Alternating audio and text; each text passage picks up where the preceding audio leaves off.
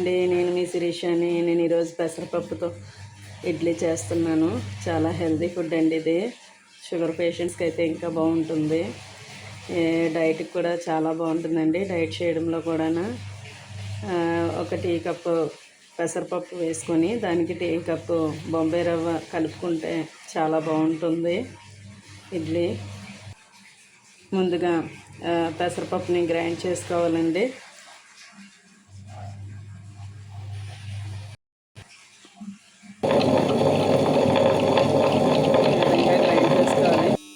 ఇప్పుడు గ్రైండ్ చేసుకున్నాం కదా పెసరపప్పు, దాంట్లో ఒక టీ కప్పు పెసరపప్పు అయితే టీ కప్పు బొంబాయి రవ్వ వేసుకొని కలుపుకోవాలి.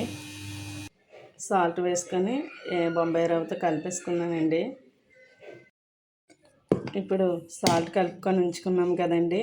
ఇప్పుడు ఇడ్లీ పెట్టుకుందామండి. ఈ విధంగా ఇడ్లీ పెట్టుకున్నాం కదా. ఇప్పుడు ఇడ్లీ పాత్రలో పెట్టుకోవాలి. ఇప్పుడు స్టవ్ ఆన్ చేసుకొని ఇడ్లీ పాత్రలో ఇడ్లీ పెట్టుకున్నామండి. ఇప్పుడు ఒక 10 minutes ఉడికించాలి ఇడ్లీని.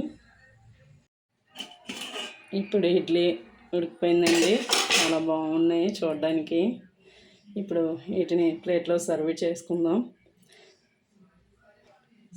ప్లేట్లోకి సర్వ్ చేసుకున్న తర్వాత దీనికి చట్నీ కాంబినేషన్ పల్లీ చట్నీ చాలా బాగుంటుందండి. డైట్లో ఉన్న వల్ల మరి ఏ చట్నీ అయినా బాగానే ఉంటుంది ఇడ్లీకి. నేనైతే పల్లీ చట్నీ చేశానండి. చూసారు కదా, పల్లీ చట్నీ కాంబినేషన్ ఇడ్లీ చాలా బాగుంటుందండి. పెసరపప్పు అయితే ఇంకా టేస్ట్గా ఉంటుంది. చాలా క్రిస్పీగా ఉన్నాయి.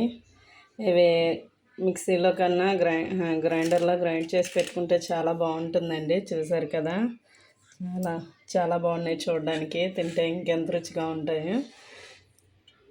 నా వీడియో కనుక మీకు నచ్చినట్టయితే లైక్ చేయండి, సబ్స్క్రైబ్ చేసుకోండి. వీడియో చూసిన వాళ్ళందరికీ thank you so much all.